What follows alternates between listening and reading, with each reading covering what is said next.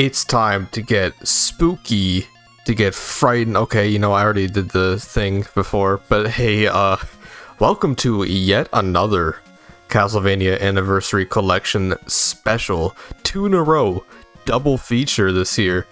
And the reason why is because last time we took down, not take down, I cannot English, Castlevania Adventure. Terrible game, trash, garbage, piece of shit.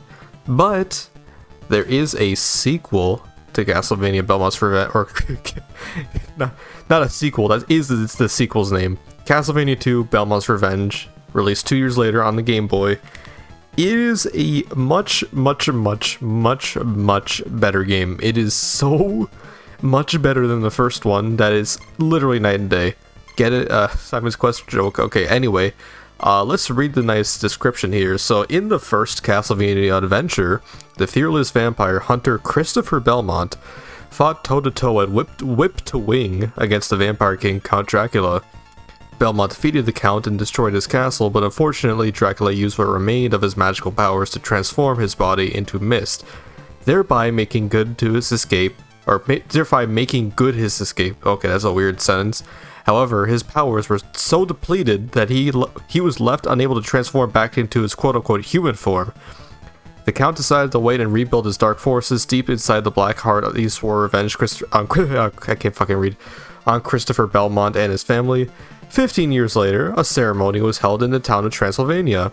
The son of Christopher Belmont, Soleil Belmont, which translates to son, I guess, I'm pretty sure it's son in French, has come of age, and it was time for the title of Vampire Hunter to be passed down to him. The ceremony was to commemorate this occasion. All of the citizens of Transylvania rejoiced, hoping that the father-son team of vampire hunters would bring peace to the region forever. But in that morning, after the ceremony, it was discovered that Soleil Belmont had vanished into thin air. The ceremony was a chance for Dracula to wait for. Soleil receives great sacred power in the ceremony to mark his adulthood, and Dracula used his last bit of magic to turn Soleil's powers against him, transforming him into a terrible demon. Then, aided by Soleil, Dracula was able to assume human form once again. That evening, to the northeast of the village, the earth shook with a thunderous roar and 4 ominous castles appeared, and hidden in the lake at the center of these castles was another castle, the new lair of Count Dracula. Okay, I couldn't read the rest of it, so that's fun. And I'm pretty sure there's no way to, like, scroll down to it, but basically you get the gist. Playing as the same protagonist from the first game, we have to go save our son Soleil Belmont, who has been possessed and turned into a demon, and Dracula basically made 4 castles appear. So let's start it. Now, an interesting thing about this game, different to that of first one, is that it's actually non-linear. It takes a more Mega Man approach where you can actually pick which of the 4 castles to start with, and these are completely different levels. I'm not gonna do like 1, 2, 3, 4 order, but I will start with the canonically first stage, which is the Crystal Castle. So let's just take it down and see how it goes. And while we do that, I'll talk about everything this game improves upon compared to Adventure. Like, even this nice animation, that's like very reminiscent of Mega Man. Look at this. Look at how fast he is. Sonic speed. Oh my god, this is so much nicer. The game doesn't lag to an oblivion. Like, I guess this isn't the best point to show it, but I guess here, look at this. Look at this. The water, you move against with the water, like, that's pretty cool. You know, new mechanics already being introduced to us right here. We're going, instead of going left to right, we're going right to left right in the beginning. So this is already showing something crazy different. The platforming isn't a pain in the ass because Christopher doesn't fall on his fucking face. We're getting hearts, which was a thing in the first Castlevania, and would you look at that? A sub-weapon. Yes, this game has actual sub-weapons. It's not just your whip upgrades anymore. You can actually throw axes, throw holy water. I'm pretty sure the cross is in this as well, although I don't remember. It has been a while since I played this game, about like 3 years. I remember a lot less about Belmont's Revenge compared to Adventure, so I will probably be talking about stuff that I like, oh, suddenly I remember this part. But first off, this music. Crystal Castle's theme is awesome. Oh no, I wanted the axe. See, the thing is, the axe is like really broken in this game. Like, you know how broken the holy water is in the first Castlevania and the second Castlevania? Well, that's what the axe is like in this one. Because the axe is not only does it have a giant hitbox, but it's also extremely powerful. Also, those coins remind me a lot of the coins from Cuphead. They look very similar. Anyway, look at this shit. It reminds me a lot of what is it called? Water Palace from Sonic Rush. It is a lot like that. Also, you don't just drop flat on your face like in Castlevania 1 when you drop down, so that's pretty nice. But yeah, it's basically like a kind of sunken, watery... well, it's Water Palace. It's literally Water Palace. I do like the kind of like Roman structure that we got in the background. It's pretty cool. But let's just go through it. Let's just keep going through it. There's no like really annoying enemies in here like in the first game. They all like die pretty quickly, and you don't have to like you don't have to see the fucking future to be able to react to like the shit that it throws at you. So it is very nice. And like the difficulty already is like, it's pretty good. Here's these guys. Look at how much slower those fucking balls move. Fucking sock puppet motherfuckers. They fixed everything about it, and I love it. It is so much fun. Even the little menu at the bottom with like the health and shit, that's completely right. Like that's like ripped right out of Castlevania 1. And the eyeballs here are back, of course. Like I never minded the eyeballs really in the first Castlevania Game Boy game. But at least here they're not like impossible to get through. Also, hey, the wall spikes come back, and that's reminding me that you can actually fucking slide down the ropes. Alright, let me save state here, because this game, even though it is easier, it's still not an easy game by any means. It's Castlevania, you know exactly what we're getting ourselves into.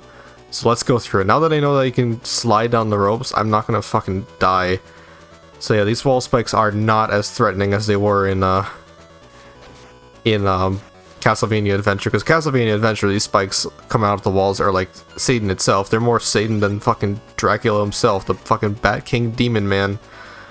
Alright, let's slide down, run away. There we go.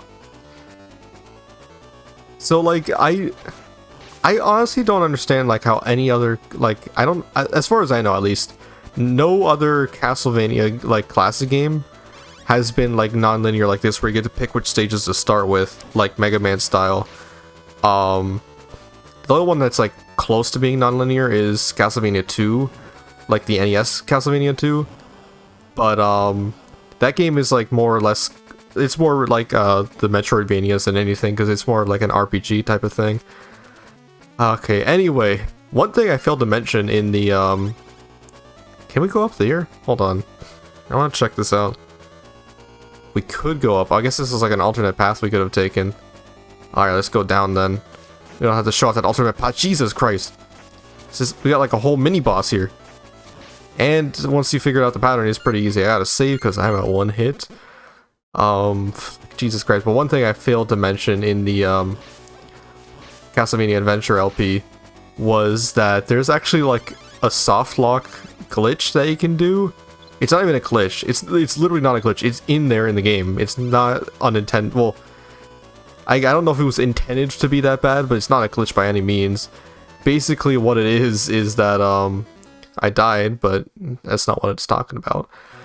Oh fuck! I'm gonna start back here. I mean, that's a fine starting point. Basically, in stage 2, when you're going down like the ropes, I mentioned there's like different paths you can take. Apparently, you always want to take the left path, because the right one, or not, I mean the right path, not the left path, fuck. You always want to take the right path, because if you go down the left path rope, you can get stuck in a dead end where you have no choice but to either run out the timer or kill yourself. Actually no, hold on, killing yourself doesn't do anything, I forgot. Apparently, because it counts as a respawn point in that room, if you kill yourself there, you're fucked unless you game over and restart the entire stage. So that's really fun. That's something I never even knew about, but I was looking up stuff on the wiki for some research for the review, which I don't know if the review will be out on Halloween, because like I'm like rushing to try and finish it. Today's October 26th, 3 AM by the way. Fun times. And I'm legitimately attempting to finish the review by Halloween, so I got 5 fucking days. That's really fun, isn't it? Anyway, let's go over here where the music slightly changes, where we're gonna save state. I forgot the music changed. Again, it has been a long time since I played this, so it's very ominous. We're gonna do some nice quick platforming. See, if this was like based on the Castlevania adventure physics, I would be like wanting to hang myself right now.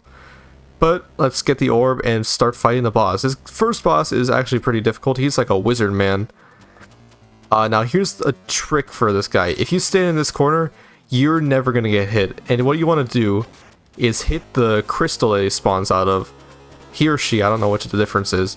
Hit that crystal as many times as possible, and that does damage. I actually can't see the health meter right now because like the way the window is structured on my PC. I literally can't fucking see shit for the boss health bar. But yeah, this is literally trivial once you know that you can just stand here. Like even without like doing this, it's still a pretty easy fight. It's like, there you go. Also, finally, we don't get to grab the orb, but the orb is still there. The orb kind of soars to the sky. And I guess that did something, but that beats that stage. So that's Crystal Castle. Really nice first stage, especially compared to the first one. The music isn't as awesome as Battle of the Holy, but like, it is still pretty nice. Also, like, I can't really tell because I'm only wearing one side of my headphone, but if you're wearing both sides of your headphone, the music actually kind of like bounces back and forth. It kind of like pans around, so it's pretty nice. But let's do another stage this video. Let's take down this stage. How about that? I'm pretty sure this is the Earth Castle. It should show a Rock Castle. Either way, I don't care. The Rock Castle hopefully has some rockin' tunes. Want to listen to some tunes? Hey, there we go. It has kind of like a ancient Egyptian aesthetic. Reminds me a lot of Super Mario Land's like pyramid castles. That kind of looks like a what's it called? The Ammonite fucking fossil from Pokemon? A little bit like that. Or it might just be a random like ear, eye. It looks more like a whistle almost. I don't know what the fuck I'm talking about. But anyway, the Mudmen are back. Cool. I was recently thinking, like, when I played through Castlevania Aria Sora for the first time, the fucking Mudmen, oh my god, they are so annoying to try and get their soul for. Because I went for 100% souls. And for, like, some enemy souls, you have to really grind to kill them over and over and over again. Even with, like, the stat boosting, it's so crazy. Especially the fucking Red Minotaur. I fucking hate getting the Red Minotaur soul. Holy shit, that took like 2 hours alone for that. But this stage isn't hard at all. This is like really simple right now. Not any crazy platforming like in the Crystal Castle. The holes in the wall kind of remind me of the second boss. Hey, it is the second boss from Castlevania Adventure. I guess they're now regulated to regular enemy. I guess they realized it was just a regular enemy that they decided to make a whole boss fight out of. But they're a little bit harder to kill this time. Jesus Christ. Forget what I said about the stage being easy. These guys are completely ruining it for me. God damn. Oh no, these things again. You remember these things? Well, now they're actually possible to dodge because like you see them coming. See, because the light kind of flashes there. I'm not even gonna bother with that candle. Fucking Christ. So they've pretty much fixed everything. And like this is what a sequel should be. This feels like what the first game should have been. Although I can only excuse parts of the first game for being the way it was because of how it was like one of the first Game Boy games ever released. It wasn't a launch title, but it came out pretty close to the launch of it. So I can excuse it for that, but like this game, like I wish more people like knew about it or like played it. Like it's decently well known. There's actually a comic based around, like, the tale of, fucking, Christopher Belmont. Speaking of the tale of Christopher Belmont, he's fucking dead. He's gone, bro. That's the end of it. I gotta read that comic. It was made by IDW in, like, 2005. I'm not gonna get that. Fuck. Oh, okay, yeah, Yeah, screw getting that candle. Even though it is the X, we can just skip past it. I do have a, like, really want to read a lot of the, like, of IDW's, comics. Because, like, they make the Sonic IDW comic, as well as the Ninja Turtles, Transformers, etc. I mainly want to read the Sonic IDW comic, though. Because I do have the first volume of the, comic, that I bought at Fan Expo for, like, 20 bucks. 20 bucks is a pretty steep price though, because like it's collecting only 4 issues per volume, and there is like a pretty big backlog to catch up with. I'd be buying like 10 volumes or like 12 volumes or some shit. Oh, this fucking gimmick.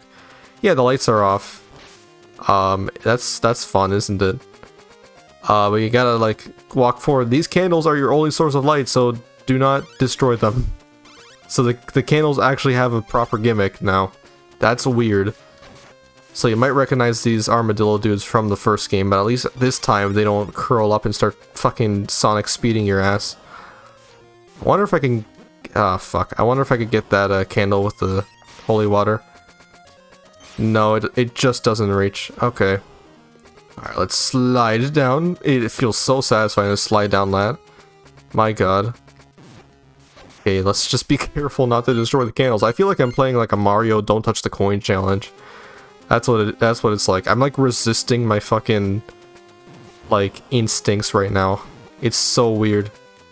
Okay, god damn it. These eyeballs are still a little bit annoying. I can't argue that. Oh my god, and now it's following me this way. Great. Can you please leave me alone for 1 second while I kill this motherfucker? Please? Is this guy like not gonna... Can I jump? Ah, thank you. Okay, can I just load here? Thank you. Thank you very much for playing my game. Speaking of games that I have been playing, right before I started recording this, I started playing through Ghost Trick Phantom Detective. Okay, you can't stand on those guys, but not for very long. Oh, they only activate when it's completely dark. Okay, I see. I also can't see. Alright, rewinding. Don't worry.